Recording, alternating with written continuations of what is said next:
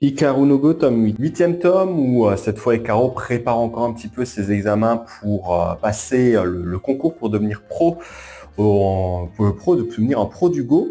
On a aussi un truc intéressant avec un personnage qu'on voit ici, qui est un Coréen, si je dis pas de bêtises, que Hikaru va rencontrer un peu par hasard dans un club, et ouvrir un petit peu aussi la porte avec le Go coréen. On nous dit, Hikaru, on lui demanderait quel niveau t'as, il dit, je suis Insei Promance, qui est un niveau presque semi-pro, ce qui se rapproche des pros. On apprend qu'en Corée, quasiment tous les jeunes ont un niveau pro ou un niveau beaucoup plus fort que ceux des Japonais. Donc Hikaru va essayer déjà de tester un peu ses compétences un peu face à lui, qui était un peu en perte de vitesse, donc il avait perdu un tournoi important, donc il était plus forcément au top. En vrai, c'est plutôt intéressant et ça m'étonnerait même pas que par la suite, on ait un petit... je vais voir si j'ai pas quelques petites images. Je ne m'étonnerais même pas par la suite qu'on ait genre un petit tournoi où Hikaru partirait soit en Corée ou affronterait des Coréens pour un peu essayer de progresser.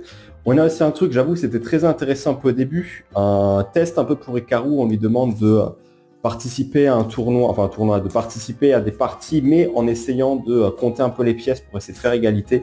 Je vais voir si je trouve pas un peu des pages pour ça.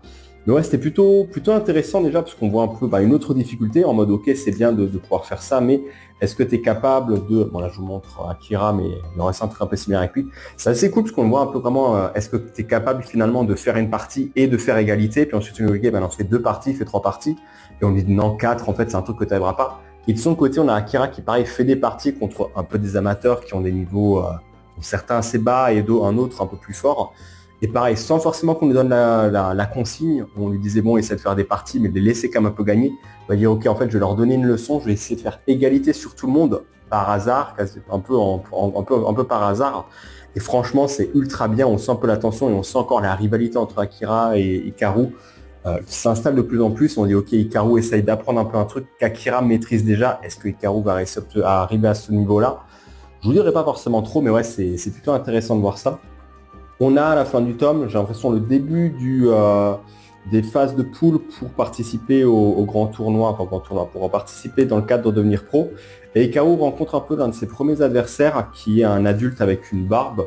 J'avoue que le physique est un peu bizarre, hein. J'avoue que ça sort un peu de ce qu'on a l'habitude de voir dans la série, et qui a l'air probablement de le perturber un peu. Il n'a pas l'air d'avoir trop... c'est vrai qu'Hikaru n'a pas trop l'habitude de participer avec des adultes, donc on voit un peu comment est-ce qu'il va essayer de se débrouiller dans cette situation.